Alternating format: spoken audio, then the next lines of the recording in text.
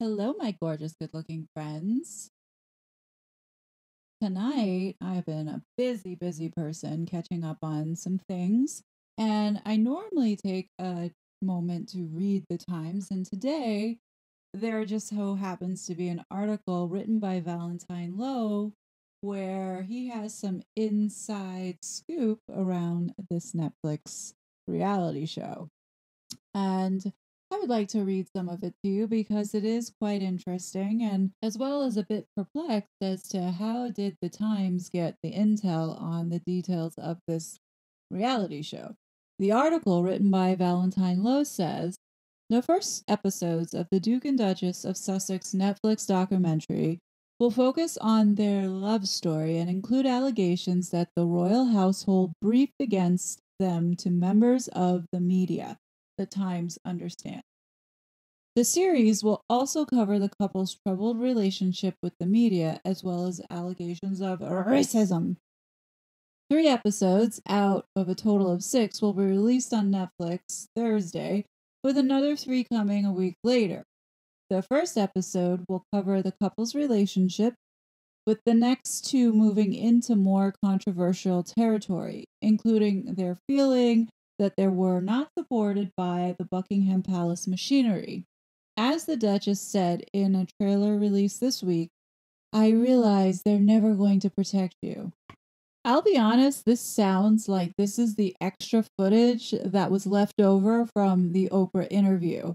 There's nothing new here. And who cares about their stupid love story now? We've seen them paw all over each other forcefully, which is so cringe that the public just doesn't want it in their face.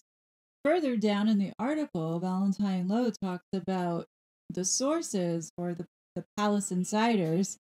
They're angry with what is going on. They say that while a former member of staff who claims to have been bullied by the Duchess has called on the palace to take a stand and reject their lies. One source says the danger is that they will be making accusations based on theories they have which are not supported by evidence. In all of this that's going on as they're about to release all these lies, you have to think about how upsetting it must be for those that worked under these two and have to relive the experience almost like in listening to them tell these lies and then possibly point the finger back at them. And they can't really say anything. If you're really suffering from PTSD, this would definitely be something that would trigger a person to go into or have a setback in, their mental well-being. If this couple had bullied many people within the palace and they can't speak out, but then these two have this big platform, I don't understand why the palace can't put their foot down and stand up for those people that were affected. Hiding the report and burying it and not disclosing all the nastiness about this woman, I think is the worst thing that they could have done. They should have released that report so everybody can see what a terrible human being this woman is. I think now, if this gets to a point where those people are affected to a point where something detrimental happens to them, I think the blame would have to be put on the royal family for not stepping in and standing up to these two sadistic terrorists. I guess my question is, why are we not thinking about how this is going to affect the victims? One of the former victims of Meghan Markle stated that they also believe that Meghan has been trying to push the former employees into breaking their confidentiality agreements so they can be taken to court. She knows we can't financially protect ourselves by going to court, so she keeps pushing. It's all a game for her, and she's loving it. This woman is so sick in the head that she is directly taunting still the people that were working for her, that she made life a living hell for. These former employees have this fear that if they speak out, that they're going to get sued. What they're failing to realize is that it's not Meghan that's going to go after them and sue them. It is under the blanket of the monarchy. So if the monarchy wanted to take that action, they could. which I would hope that on the back end, the palace makes the decision to expire those NDAs for those employees. That's the least that they could do for them and give them back their voice, allow them to speak up and speak out against the abuse that they faced under these two. Towards the end of the article, it says royal insiders believe that it is unlikely that either the king or the Prince of Wales will want to watch the series. Instead, the palace's initial reaction will be based on staff watching the first episodes as soon as they are shown, and then preparing a briefing note to be considered by senior household staff and the royal family. I'm sorry, but I think out of all the people that need to be watching this is definitely the king and Prince William to hear firsthand exactly how disruptive and hurtful these two have been, not to mention very dangerous. As is, Prince Harry tonight was on stage at the Ripple of Hope Awards telling people, ultimately we live in this world now where sharing experiences and sharing stories has an enormous impact. And therefore, if you are in a position of influence, leadership, or otherwise, then what a great example. Right there, guys. These two assholes are up on stage feeling themselves, thinking that they are in a position because they have privilege and influence that they can tell their stories. But all the people that have been affected by this couple in one way or another, whether it be censoring and shutting down their voices by hiring people to go after others who are speaking the truth, or the people that work for them, they don't want to hear what your story is. They don't care to hear what your story is. They only care about the story that they're telling. I think it would be a bad move if King Charles and Prince William leaves it up to the palace aides to watch this reality show, take notes, and then feed it back to them.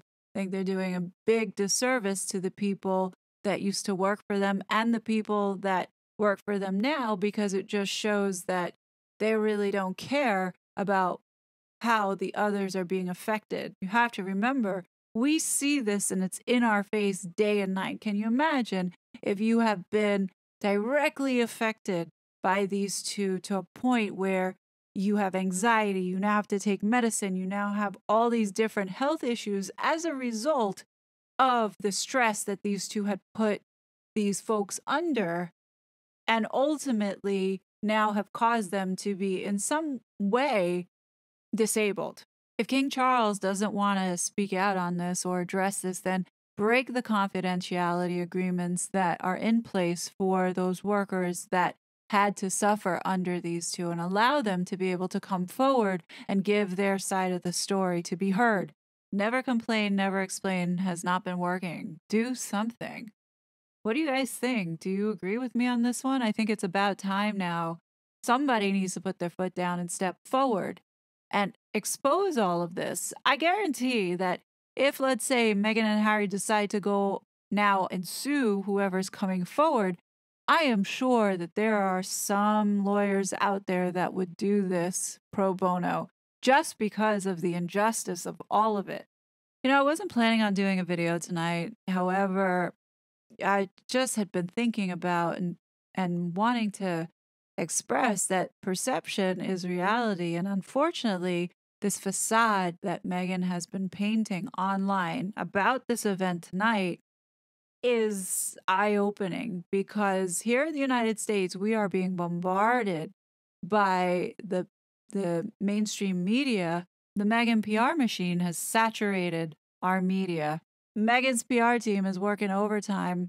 So also, in addition to tonight's Ripple of Hope, was the People's Choice Award, which Archetypes had won. But hey, don't be fooled. This was all part of their calculated plan. They had a campaign going for their Sussex squads and the spam bots to go ahead and spam vote for this podcast. I'm not shocked that it won. Yes, it is chosen by the people, but you got to understand, Meghan had her people cheat the system. That's how she won. So don't be fooled that this is something because everybody enjoyed it. It's not the case. And if she can do this and she decides to run for some type of office, guess what? The same tactics is what she's going to use to get herself elected in somewhere. Pay attention to these types of manipulation. This award was not won based off of the fact that it was a popular podcast. It was won because she cheated. You would think, if you knew nothing about this woman, you would think she was the next Mother Teresa. But I will tell you, those that were outside watching, and why it was pseudo-silent is not because they were fans, it was because they were at the hotel already. They were curious. There were a lot of folks from New Jersey looking at it before they were going to catch their bus. Meghan did have her defenders, as that's what they were paid to do. And here's an example of what I had to endure. Why do you feel so much for Harry? I hate unfairness. I hate injustice. But he's like one of the richest men. I don't care about riches of person. But that is a neither of them have really earned their wealth, have they? They've just got it Meghan is the only self-made billionaire in the royal family. She got her money through acting, but she hasn't earned. This Netflix thing is just about selling the royal family. Are you serious? That is a lie, and that is the lying narrative that you guys have been doing. She's just selling her. She is not selling anything. She is speaking about her. What is the Netflix show about then? It is about her experience. So what if she makes money off of her experience? So what? It is her life. She can do what she wants. You do not have the right to dictate to somebody how to make money. Did you like her? Anyhow, I'm exhausted. I need to go to bed. But what do you guys think? Don't believe what's being pushed out there. This is all part of their media strategy. And yeah, we have to just keep making noise because Harry and Meghan are going to shove this narrative down everybody's throat until you actually have it beat into your head that, oh, Meghan is Saint Meghan and she can do no wrong. And yes, you have to follow everything that she has to say. We can't let that beat you down. You have to keep spreading the word. And on that note, I'm going to bed. I will talk to you guys tomorrow. Bye. It was such a fraud.